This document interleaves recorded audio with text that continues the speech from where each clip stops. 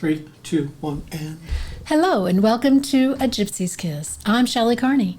And I'm Toby Younis. Stick with us a couple of seconds, and we're going to talk about ants and elephant ants.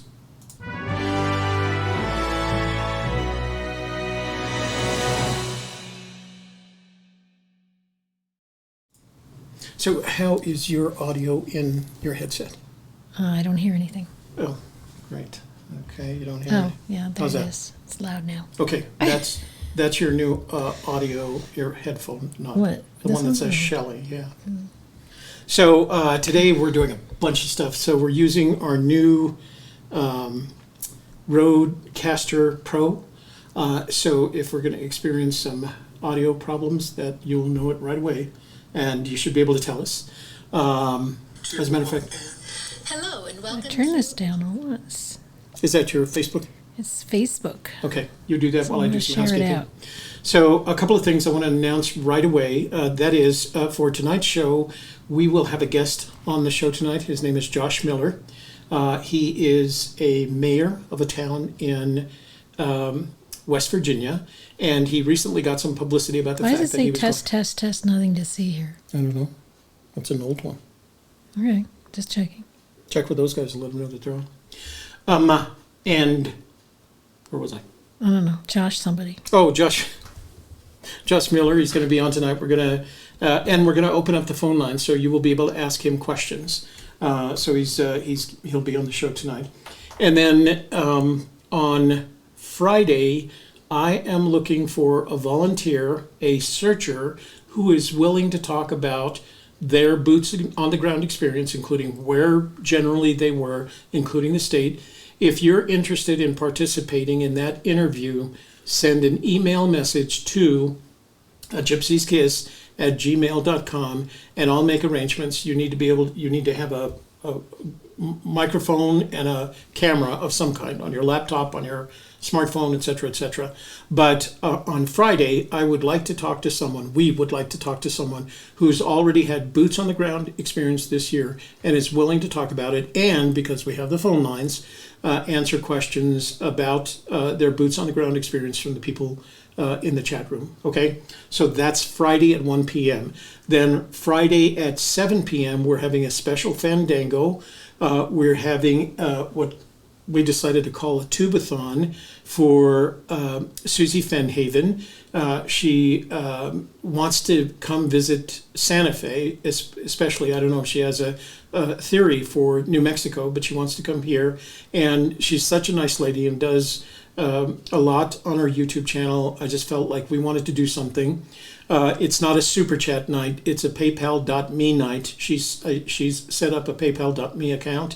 And if you're interested in contributing to that, you can go to her PayPal.me account, and we'll talk about that on Friday night. So Friday night is Susie Fennhaven Tubathon night.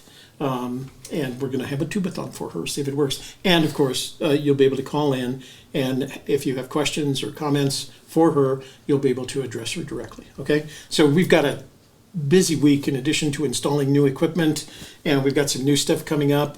I want you to know that right now we're restreaming to not only to YouTube, but to our Facebook page, and we're now restreaming to Periscope/Twitter. So those are the three channels that we're restreaming to right now. And we are also an app, I guess is the best way to describe it. I think so. An app on the Amazon Fire Stick. But I don't have a Fire Stick. That sounds kind of sexual, doesn't it? If you think so. Me Fire Stick no worky. I don't have a Fire Stick, so we just uploaded the app, and basically you'll be able to see So if you do have Amazon TV, Amazon Fire TV, look for us on there and let us know about your experience and what's going on with it. Yeah. If you're 'Cause we're an new to this. Amazon Fire Stick user, Yeah. is it Fire Stick? It's Amazon Fire TV. Fire And TV. you can If get- you have one of get- those get- sticks, and that's how you yeah. get your television programming, look for A Gypsy's Kiss. It will have its own channel and its own app associated with it, and you should be able to see all our programming. So let us know how that goes. We're just kind of spreading our Yeah, footprint. be our guinea pigs on that. Yeah, and let us know. Again, I'm a Google person, so have Google. Hey, Google. Yeah, that's my Google person in there. So I don't have Amazon Fire Stick. So we're working on it, and I think we're going to be on other channels as well very soon. Other streaming channels like I don't know, Google Chromecast, things like that. So that's coming. Okay, somebody's just telling me my mic is down. So here's what I have.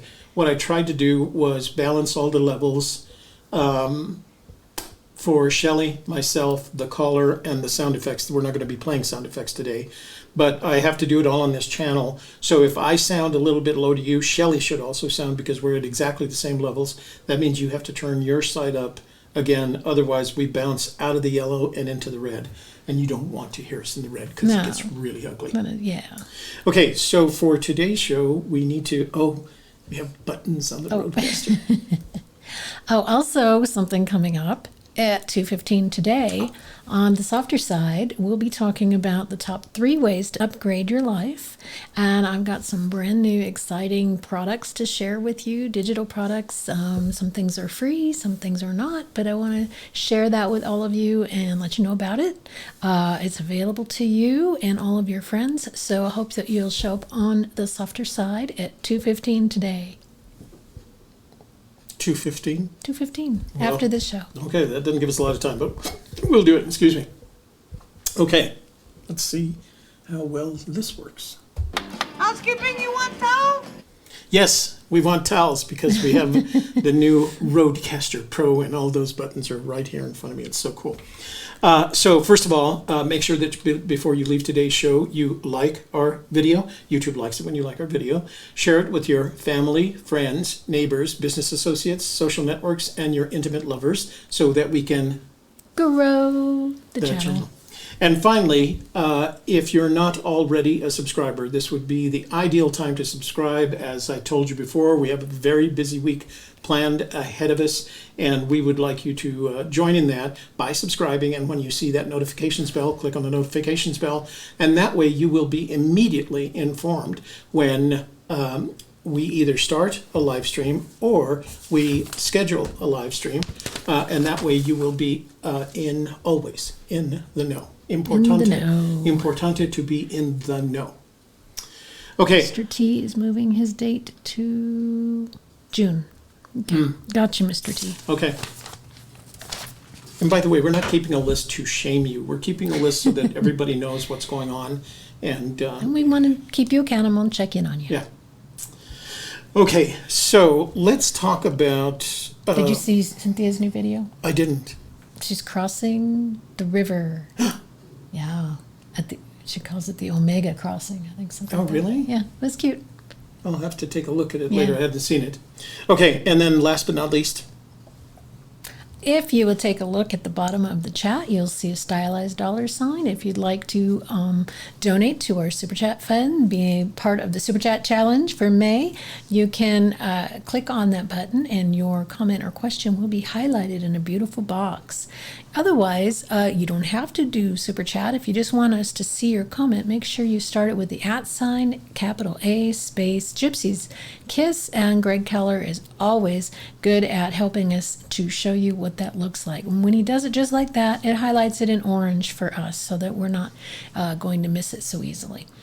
Otherwise, you can always text us or leave a voicemail at 866-597-9901. And, of course, we'll be reading some of those texts and listening to some of those voicemails on this evening's show. If we get the time, we're going to start with our conversation with Josh Miller. And if you guys want to call in, you can call in and ask him questions. He'll be able to hear your questions. He'll be able to respond to them. And if that goes 2 hours, then it goes 2 hours. I don't expect that it will. But then whatever time we have left free tonight, we'll read outstanding texts and outstanding emails, some of which were not read last week because we just got too busy. Okay? So before I start today's show, I would like to... Haven't we already started? Well, we have kind of started. We're like 10 minutes into it here. into the topic. So this topic was Shelley's idea, and I think she had. This is something that's very consistent with her, and that is she tries to keep me inside the box, not to get too far outside the box, not to go beyond what is realistic in terms of imagination. Not that I'm limited to just knowledge, but she's always saying for me to focus on the poem, and she's always asking me that question.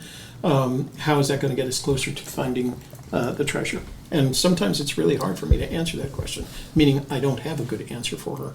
But here's what we're going to talk about today. We're going to talk about Fenn's comment in the recent Playboy interview, where he said that people were, and I'm going to paraphrase here, people were too interested in the ants and not the elephants. What he was trying, he's used similar phrasing before: stay in the box, simplify, etc., etc. So he's always telling us that every time we do something radical, like challenges the possibility that we could find his treasure with a drone, he comes back in a way, doesn't address it directly. He's got that one long comment where he picks on all the things that we've all tried to figure out where the treasure is, from ciphers to drones. And he says, you're wasting your time, effectively. So he's constantly doing that. He did it again with his elephants and ants, simplify, stay in the box comments that he made for the Playboy interview. And that's kind of in line with where I've gotten to. I mentioned that I'm back to just tearing the poem apart, seeing what I can find in there, and maybe not even tearing it apart, because in one occasion he said, don't mess with my poem. So I'm not even sure how far I could go. So the reality is that if you listen to Fenn often enough, and if you believe him, and who else do we have to believe besides Fenn, you have to go back to that poem. So for the past couple of weeks, I've been dealing with that. Obviously, Shelley's been dealing with that since this was her idea, and we're going to have to address it today. But what I wanted to share, there's a link in the description box below, and the link is to this spreadsheet, this Google spreadsheet. And basically, all I've done is I've taken the poem and split it up into boxes of words, right? 8 by 24. The longest sentences in the poem are 8 words long. There's 24 lines, and all I did with this box, and I'm going to ask you that so that we have a common basis for our conversations about the poem, that you download it. I can share it. I've shared it. You can actually download it, and you can start playing with it. And if you have something that really comes up interesting that you care to share with the community, now all this is based on your choice, right? All this is based on whether or not you want to share it with the community. And if you do, then send me the link to your version of this sheet and tell us what you discovered. And if it means, well, we can call you and things like that, let us know. But I want to start with some simple basis for all of us to work from. Fenn has told us over and over again, it's in the poem.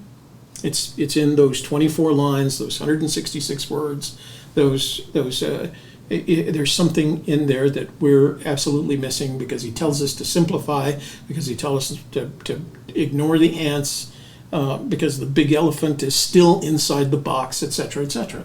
So there's got to be something there, and I wanted to have something that's a basis for us to work with. So I put that up there. You can download it. I've shared it in the description box below. And looks like some people are checking it out already. Yeah. And you can take it, you can download it to your computer or share it over to your just Google click on account. File and then make a copy. Yeah. And then let's work with that and look at it. The only reason the green bars are highlighted is I have that 369 thing, and so I marked the words that are third, sixth. There are no words that are ninth, because the longest sentence is 8 words long. And I also highlighted treasures because that's my keyword. Doesn't mean it's everybody's keyword. So, and I think it's interesting that treasures is the only one in the poem that's 9 letters long, and he had to force it to be 9 letters long. Well, he could have said, and with my treasure bold, but he added an S to it. So somehow or the other, that to me is some kind of, but that's what I'm seeing. So what I want you to do is take a look at this and see what you see, and then share your experiences with us, okay? So let's go back to ants and elephants. And let me do a couple of housekeeping things here as well. I need to change that. And so the point that I was making earlier in this comment with ants and elephants, I think it coincides with this comment about simplifying, about staying in the box, about doing all those things. It's in the poem. The clues are in the poem. There's hints in the book. And any time any of us explore outside of that area, he corrects us, right? He doesn't specifically say, Toby, you're way out of the box or whatever. He's not going to address it in that way.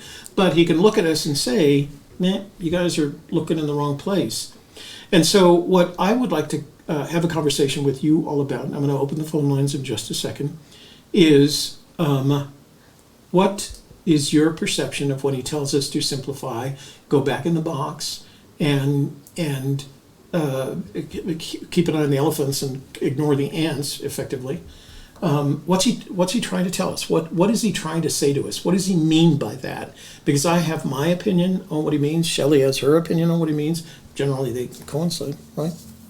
I guess so. How would you know? Because you don't let me talk. Okay, go ahead. This was your idea anyway, so you hit it. Yeah. So last week, Tony Russi wrote us an email, and he asked about this, and he said, in the interview, Fenn, and he quoted Fenn's quote from the interview, but I'm going to paraphrase because I don't have it in front of me, but Fenn basically said people are so busy focusing and stomping on the ants that they're totally missing the elephants running by. And so what does it mean to be stomping on the ants? And what are the elephants that are running by? Well, let's think about the Hadza Bushmen in Africa. What's their greatest treasure? Their greatest treasure is water, right? You can't live for more than a couple days without water. So their greatest treasure is water. So if they were lost and they were looking for the watering hole, what would they follow? Would they follow a trail of ants, or would they follow a trail of elephants? Well, ants, they don't really need water. Water's kind of bad for their building of their ant pile, and they get all the water they need from food that they eat. So it makes sense to follow the elephants. Follow the big elephants. You can see them. They're easy to follow. You follow along in their footprints. You're going to get to the treasure, which is water for them. So I believe the elephants are those things that are actually going to take us to the treasure. They are the big things that should be simple to follow. We should not be missing them. They are there for everybody to see. Everybody can see them. But do we pay attention to them? Are we too busy looking at the ants and wondering what they're doing and why are they doing that, and paying attention to them and stomping around on them? So the ants represent to me silly little details that do not get us closer to the treasure, and the elephant is the great big simple picture that we should all be following to lead us towards the treasure. So in my opinion, one of the elephants, and this is in my opinion, one of the elephants is treasures that are hidden by people who hide treasures are always, I'm going to say always, but most often, let's say most often, hidden within a very short distance of where they live or where one of their friends lives, where they spend a lot of time. Where does Fenn live? He lives in Santa Fe.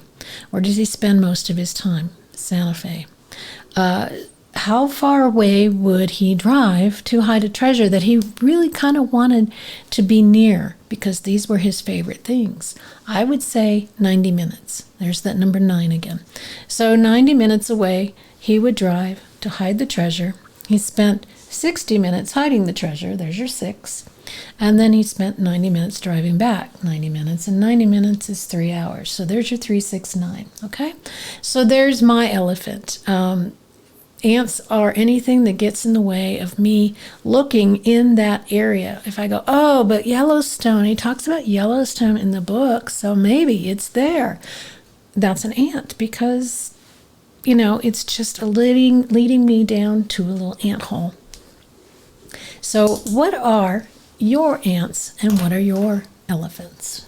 What about you? What's your elephant? High five. Great analysis. Wow, well done. Thanks. So my ants, of course, are all the things that lead me to believe there's some sort of weird cipher in this, and or that I need a drone to be able to find it, or that he's somehow encoded everything, right? So you can get stuck on that, and that's why I want to get back to the poem. I want to quote something that Steve Klein said. He says, "I don't know where warm waters halt. I don't know where warm waters halt means. I damn sure can't figure out what it means by ants and elephants." And that's the point, right? It's because he talks in riddles. He's always talking in riddles, and you have to assume part of what we've always assumed is that the poem is a series of riddles, and that we have to somehow figure that out. And so we start, warm waters halt, we Google it, we come up with the New Mexico fishing regulations.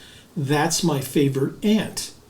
Right? I am way out of the poem at that point. No matter how logical I can make it sound, it's the only place you can find the phrase warm waters, etc., etc. I can make it sound as logical as hell. But when you think about it, I'm out of the box at that point. I'm over in the not the Rio de los Pinos, the New Mexico fishing regulations, etc., etc. And we all have variations of that. Dipping the toe in the water at the fire hole. That's out of the box. There's something in the poem that I think we're missing. It took him 15 years to write this poem. One has to ask themselves, what is it that he had to do? What is it that he was, I don't want to say hiding, because that starting to sound nefarious.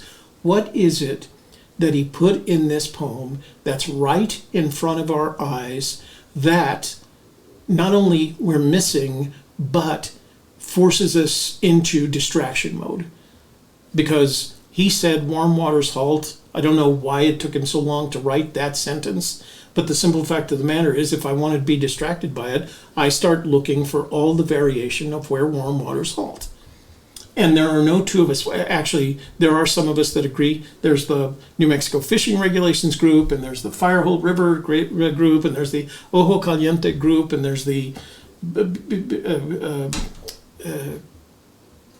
dip the toe in the water group. The simple so there isn't any agreement on any of this, which tells me in some ways that wasn't necessarily what he expected.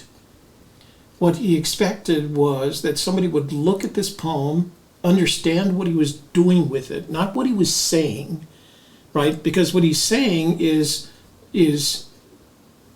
necessary to give it. But imagine if he had chosen in his book not to write a poem, but to write a paragraph that described he believed where he hid the treasure.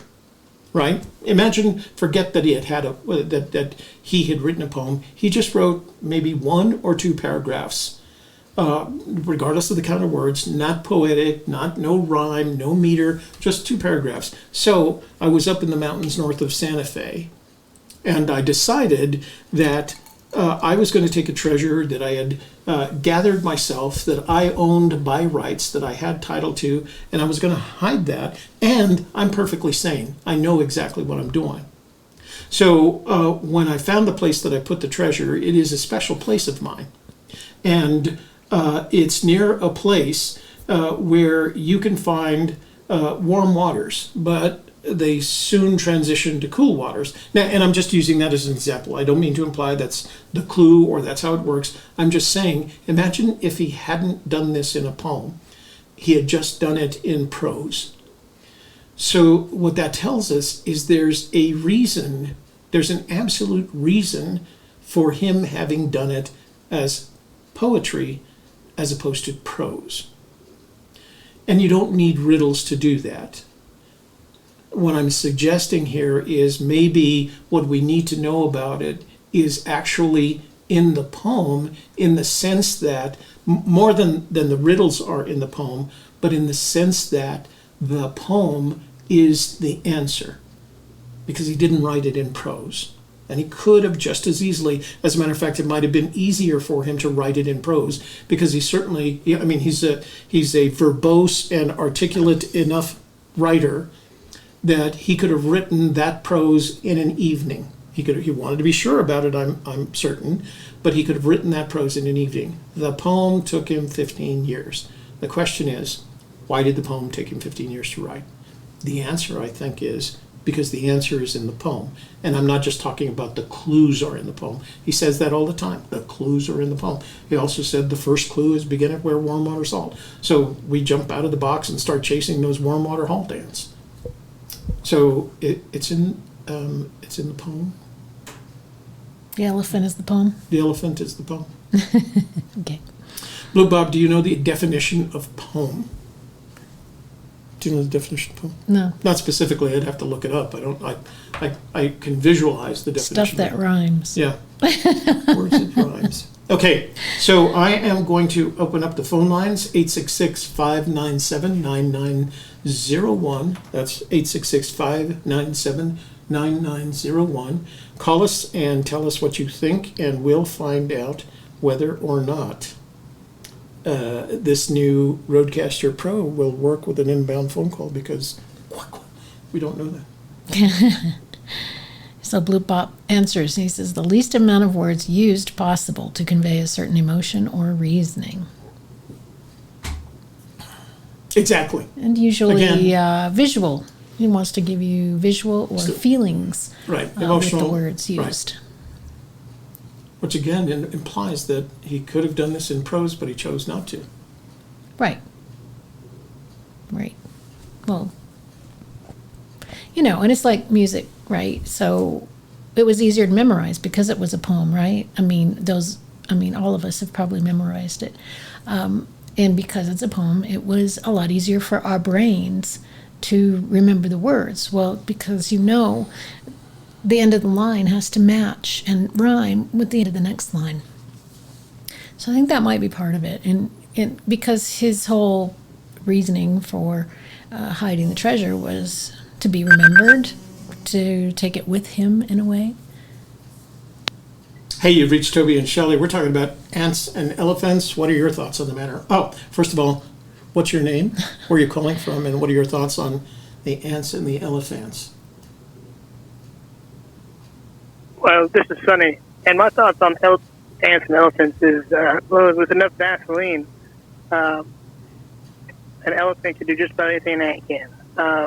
And saying that, I think that the warm waters are not necessarily a hot spring or something of that nature, but it's probably warm and immediately cold just because of the condition it's in and the element along with the subject, if that makes any sense. So you think in the poem the reference to warm waters is a reference to the state of water, the temperature of water. Is that correct?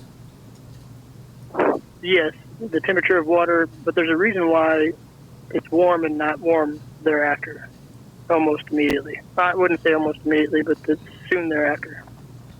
So can you share that reason? Well, I'd really rather not share that reason right now, but I'd like to hear other thoughts on it possibly, and see where that might go. So let's go back to the topic of the show, right? What we propose is that everything you need to know is in the poem. So technically, you've taken us out of the poem, and I'm not being critical here because I've done the same thing.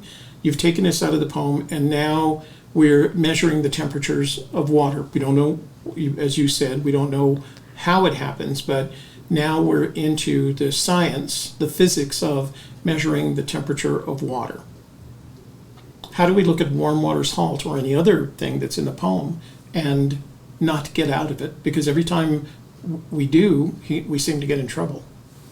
We seem to get an alternative response from him. I'm not really sure if we'd have to technically measure the temperature of the water. Maybe it's not that scientific or exact. Maybe it's just as simple as it was warm and then it was not, It was, you mean the waters were warm and then they weren't? Correct. So I can think of, okay, let's say 4 or 5 instances, and I'm just going to give you samples from my experience. The fact that all the waters on the American continent were at one time warm because we were split in two by a temporary ocean, well, temporary 160 million years, but the fishing regulations, the difference between geothermal water sources and how they run into streams, etc. Those are all possibilities of that. But to me, again, I feel like every time I start discussing one of those, I've gotten away from the poem, and now I'm into the science of geothermal, activity. How do I get away from that?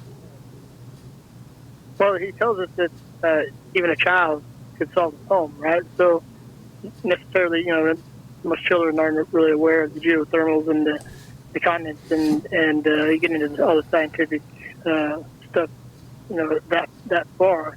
I think that they know certain things. Like a child would know the stove is hot. A child would know that an icicle is probably cold. Mm-hmm. And they would know.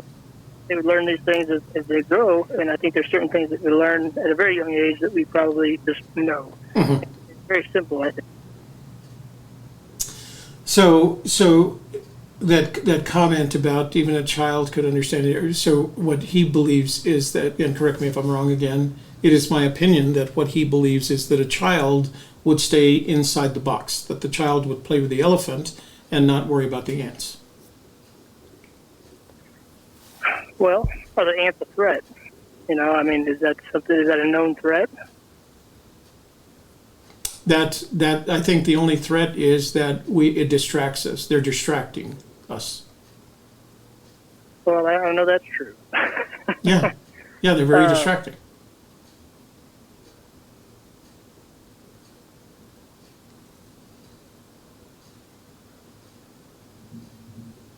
So were the warm waters Halt? You said you had 5 theories there. I didn't hear your other 3. Oh, I was just using examples. I probably don't have 5 other than, geothermal activity, something related to geothermal activity, something related to the inland sea. Water tower for a train. Water tower for a train, fishing regulations, but just dipping your toe in different locations on the river. Water tower for a train. What is that about? That's because trains stop to refresh the water from the water towers. Some people believe what they call it is a halt. Right. Trains halt at water towers. Okay, interesting. Steam trains right. Halt at water towers to refresh the water in their tanks to make more steam, along with all that heat that comes from the coal that they shovel. Huh, interesting. So I've seen posts recently concerning the treasure, and it was a picture of some train tracks that went kind of off into. Is that something that would be related to that, or do you know? Well, I don't know. We try not to dissuade anyone from believing what they want about where the treasure is located, and to incorporate whatever they think is important, because that's only fair. That's what we do. We don't open our theories up for debate. We just do them when we do them, and we don't debate anybody else's theories. We think that everybody has a qualified theory, basically, because that's what it is, right? It's a qualified theory. Let me ask, Go ahead. let me just throw this out there. If I was to say stop at a rest area in Arizona or anywhere in the United States, doesn't really matter where. Mm-hmm. And say it's wintertime and it's really cold outside, and it's one of those rest areas that does not have actual plumbing. Maybe it's just a recreation or a park area or whatever. And I was to relieve myself, okay, would the warm waters halt at some point? And I'm being serious. Oh, no, I understand. That's, again, another, we have heard that particular theory as often as any other. We've also heard theories related to tears. There are literally dozens of them out there. And to me, that is at least, I don't want to say it's evidence, but I can theorize, I can hypothesize that the reason we have so many different definitions of where warm waters halt or home of brown and things like that, no place for the meek, is that the poem is we're taking the poem and being interpretive enough so that we all come up with our own definitions. I think that's the problem with this, and that's what I'm back to the David Blaine theory. We can't tell if we're making progress because there are all these different, and he said the first clue is begin at where warm waters halt. And if you talk to any 10 searchers in any situation, they will each have a different definition of what warm waters halt means and where warm waters halt means. And I think that's an indication to us that at that point, we're out of the box. We could, True. I agree. if in the poem, begin at where warm waters halt, I think that's is it 8 words, 7 or 8 words. If we could just agree that begin at where warm waters halt has 7 words in it, then we could start from there. That's the point that I'm making with this sheet that I posted, this spreadsheet that I posted. We could at any given time agree on certain things, stop there and see what else we could agree on. And I think what we could agree on are the facts. And the facts are these. There is a Forrest Fenn poem. It has 24 lines. The longest of those lines is 8 words. There are 166 words, right? Those are some of the facts. And then work from there to the next set of facts or provable assumptions, right? Because I think what we do is we look at the 166 words, the 8 lines, the maximum of 8 words per line, 24 lines, and we jump to the New Mexico fishing regulations. And that, to me, is now, I'm not disagreeing that I've spent a lot of time making that jump myself, but so has everybody else. They don't jump necessarily to the New Mexico fishing regulations. They have their own theory that jumps someplace else. So they jump from that one line, the fifth line in the poem, and the next thing they're at is one of those options that we've just been talking about. We can only agree about one thing, a couple of things in that line. How many words are in it, how many syllables in it, how many letters in it, and where it resides in the poem. Those are the only facts we have. Yet, what I did was I went from there into the 2010 New Mexico fishing regulations. The question I have to ask myself is, how did I manage to do that? And no wonder he's always, some people think they're the lead searcher. I think that when Fenn is talking about how screwed up we are, I feel like I'm that searcher, right? I'm the dumb searcher, because he says things and then I go like, he says this thing about, I always feel like he's saying, Toby, stop looking at the ants and look for that damn elephant. Toby, simplify. Toby, get back in the box. Because he sees that my analyses are way out of that. And I kind of felt like that's what we needed to do. So. Can I ask where the ants and elephants came from, the whole thing? Was that another clue put out by them? No, it wasn't another clue. It was in the most recent interview that was posted by Jason Dent on his channel. That was an interview done by a reporter from the German Playboy magazine. And that German Playboy, his first name was Alexander, I can't remember his last name, but he recorded that interview, as all good journalists should. And it's not a quality recording, but he allowed Jason Dent to publish that on his channel. And I don't know if it's still there because Jason took a lot of his content down and he put it behind his Patreon page, but it is still findable. You can still find that particular interview, and that's where the elephant and ants comment came from. And he was advising this, he was talking about getting outside the box. He was kind of incorporating all of that, and that's where he made the elephants and ants comment. Have you ever heard any other analogies of elephants and ants by any chance? I have not. You mean from Fenn or just generically? Either or. Neither. That's the first time I've heard that comparison. How about you? Same. Yeah. Yeah. Okay. All right. So let me get on to the next caller. Thank you for calling in, and thanks for sharing your thoughts on the matter. Thank you. So phone lines are open, 866-597-9901. Call in and give us your thoughts on this matter of ants and elephants and why we're out of the box and what happens when we get out of the box. So To North says, I can't call in because I'm at work, but I believe what this means is that the elephant is a fundamental way of looking at, analyzing, or processing the poem that no one has yet tried. Hey, you've reached Toby and Shelley. What's your name? Where are you calling from? And what are your thoughts on the ants and elephants? Hi, Toby. Sir. Hello, this is Greg Keller in Rochester, New York. Hey, Greg. Are you not at work? No, it's not Hi. 8 o'clock. I work at 10:30 Eastern Time. Oh, okay. So 8:30 our time. Well, good.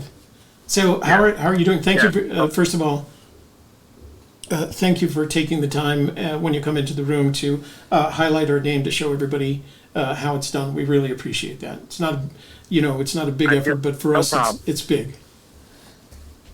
I feel like it's my YouTube duty. So. Well, thank you again. So what are your thoughts on this stuff? Well, my thoughts on the ants and the elephants. Let's imagine for a second that we all wake up tomorrow and there is no scrapbook, there's no Too Far to Walk, no Once Upon a While.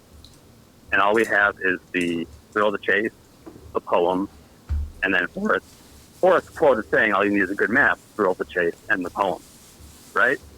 And he's consistently told us, and constantly and consistently told us, these are the three things you need to find the chest, right? But no matter what, everyone still wants to think too far outside the box, and too far outside the box to me is the ants. And the elephants are the three pieces that he's always said, this is all you're going to need. No specialized knowledge. All my clues have been given to you in the book and the poem, which everyone has. We agree with that sentiment, and we think that's where we're going back to, and that's again why I shared that spreadsheet. I'm willing to make a bet that everything you need to know to find this treasure is in that spreadsheet that I shared, and that's what I mean by it. I think you're right. We did a program last year. Last year was it? And the title of the program was Forrest Fenn Died in December of 2010. And I want you all to know that I wrote him beforehand, told him what I was going to do, and asked his permission to make that video, post that video. And he gave me permission to do that. And the theory of that video is that, let's say that in August of 2010, Forrest had released The Thrill of the Chase, and that there were 1,000 copies, and that you had to go to Collected Works bookstore to buy one of those copies. And then he passed away. And so nothing else is produced. There may be no Dale Neitzel site, because a lot of what Dale Neitzel does is based on what Fenn provides him in the form of scrapbooks and other information. There would be no Too Far to Walk. There would be no Once Upon a While. There would be a memory of Forrest Fenn, a positive one, and there would be us looking for the treasure that he hid based on what was in the Thrill of the Chase. Now, people could just have easily, you don't have to read too far into that book before you start doing things like, hey, I'm headed for Yellowstone. It's obvious to me. So I think there are still things that we would be doing, that we would be doing in all of that. And but we would have the Thrill of the Chase, and we would have the poem. And he would have said, because he started saying early on, it's all in the poem. There's the clues are in the poem. There's some hints in the book, and a couple of hints in the book, and a couple of aberrations around the edges. Wichita 6. Right. No, I agree. Yeah. I was going to say, can you imagine if Can you imagine if there was some kind of, conference among searchers, booked at a hotel, and the only materials they're given, no laptops, no internet, no internet access, just those 3 pieces, and they tried to bang out solutions, over a weekend, just to kind of get consensus for each search state, that's Right. because then they wouldn't be able to get distracted by the ants. Right. Right? Right. So, Again, we've got to figure out, and that's kind of why I published this poem. Let's see. I'm going to start making a list of the things in that poem, and I'm going to include them on that spreadsheet. The things that are the facts: 166 words, 24 lines, no more than 8 words in a line, etc., etc. And if anybody else has something that are technically facts of the poem, the facts in the poem that they can see, and they don't have to debate it, they don't have to argue it, they don't have to provide proof, the facts are there in the poem, tell me and I'll put them in there. By the way, hang on just a sec, I gotta go back for a second here. all right. Wichita 6, I saw your comment and I changed it in the spreadsheet, thank you.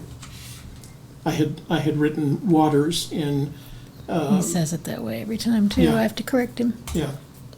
So I think Greg, that sticking with the poem is a good thing to do, and I think it helps move us forward as a community. I think the challenge as a community is that we have nothing that we agree upon, right? Well, very little. I don't want to say nothing, but for the most part, it's hard to find things that we can agree upon. If I were to ask everybody in the chat room, there's 149 people in the chat room right now.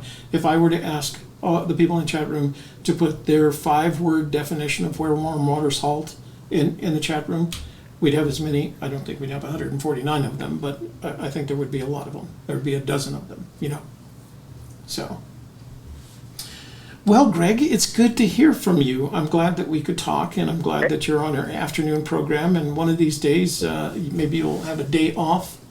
And you'll join us on the evening program as well. Although we love seeing you there, and we do honestly very much appreciate you taking that few minutes at the beginning of every show to see how to highlight our name. So I don't know. Can you guys go ahead? Okay, my pleasure, Toby. I was just going to say I wanted to give you time for maybe one more caller, but next Wednesday, I will have time to make your whole show on Wednesday night because my boots on the ground is the next day I leave for the boots on the ground trip. Oh, all right. Well, yeah. When you do, make sure you call in on that Wednesday night and tell us how your boots on the ground went. Well, no, I mean I'll just be leaving Thursday. Oh, I see. Oh, okay. Wednesday. All right. Well, we can talk about it Friday too. Yeah, and you can tell us you can tell us a little bit about whatever you care to share about what your plans are. Okay, sir. All right. Thanks, Greg. Thanks for calling Talk in. to you tonight. Thanks for taking the time. Hi, Shelley. Hi. Hey, Shelley. Hey, take care. Thanks. Bye. All right, Greg Keller, one of our Somebody wants regulars. to know who's on our list for this month. We have Davio, Bo Walker, Clayton Watson, Cynthia Meacham, and Bird. Bird. So we do have some voicemails. You can call now. The phone lines are open, 866-597-9901. I think we have time for one more call. So be careful out there. The water is high because of the snow melt. In almost all of the Rocky Mountain states, we know it is for certain in New Mexico because we get it down here. We see the effect on the Rio Grande just down the road from me. So just be careful if you're going out, and tell us how it went. Tell us how you experienced. I got this great email from George. I'll try to read it on tonight's show if we have time. But he went boots on the ground, and he wrote back with his experience. So we'll be able to read that. So we'll hear what George's experience was because we know he's a first-time boots on the ground guy. So it was it was nice hearing from him, and you can tell he had kind of the same experience we all do. So obviously he didn't come home with a treasure because we'd have known it by now, but he had this wonderful experience, and he has some advice for all of us that we'll read. Another call coming in.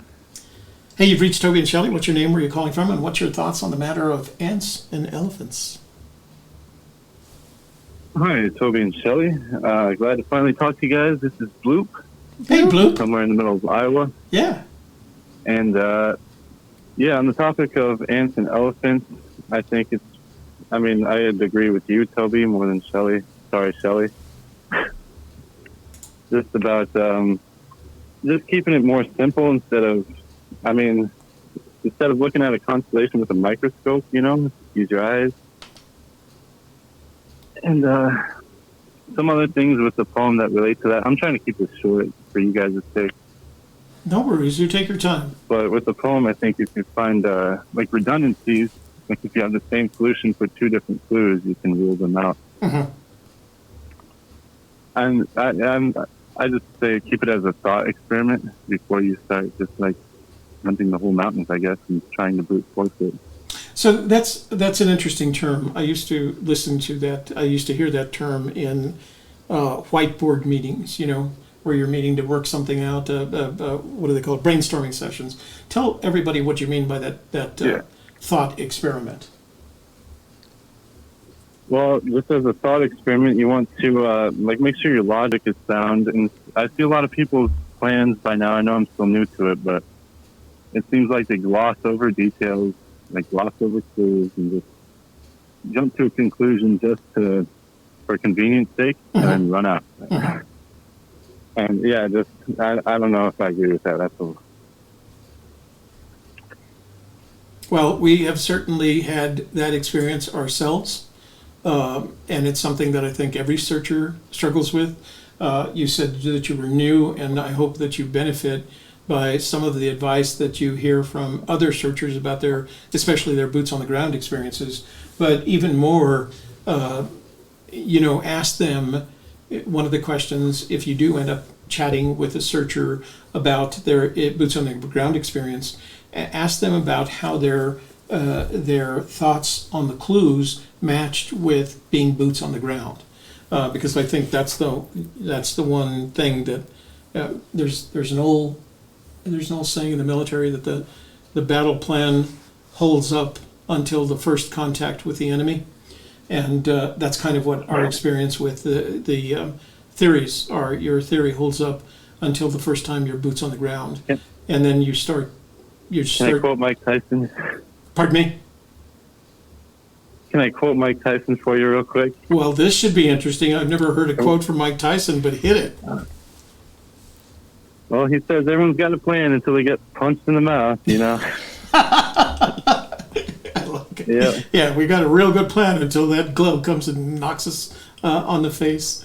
Yeah, that's kind of the same thing. It sounds really, everybody has a theory right up until they hit boots on the ground for the first time. I think for those of us that have been boots on the ground more than once, you start refining it, and then eventually you come to the point that we arrived at. I don't mean to imply this happens to everybody, but you come to us and you realize I can do all the boots on the ground in the world and I still don't know what I'm doing, and that's kind of where we came to. That's why we're going back to square one. So, all right, Bloop, thanks for calling in. Yeah, sure. Well, thanks for your time. From Iowa. We enjoyed the conversation. We look forward to hearing from you in the future. Later. Take care. Okay, I think we'll call it a day for today, because I do want to spend some time talking about what's happening this week, because it is a different week for us. So, were you going to say something? No, I was just reading the chat. What's up? Right. So tonight we've got Josh Miller on. He's calling in from West Virginia, and he's the one. If you don't know who Josh Miller is, he's the mayor of Ravenswood, West Virginia. Oh. So news to me. Anyway, he's a very young mayor of a very small town in West Virginia, and he's decided to go look for the treasure so that he can come back with the kind of things that can help his town. That's his objective. But he's a real interesting character. You can read about him. Sasha and Jason interviewed him, I think, on Sunday. So you can get a sense of who he is. He's actually making a documentary, or planning to make a documentary on the topic. And as a former documentarian, I'd like to have talk to him a little bit about that, what his plans are, and see if there's anything we can do to help him wherever he is. I don't know where he's searching. I don't remember he said where he was searching. We'll see if we can have him share that with us tonight.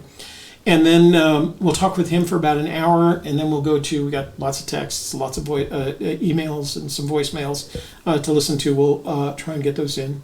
Then Friday, we have a show planned, but here's what I would like to do. If you would like to call, if you've had boots on the ground experience this year, I don't care what state it is, as long as it's one of the 4 treasure states.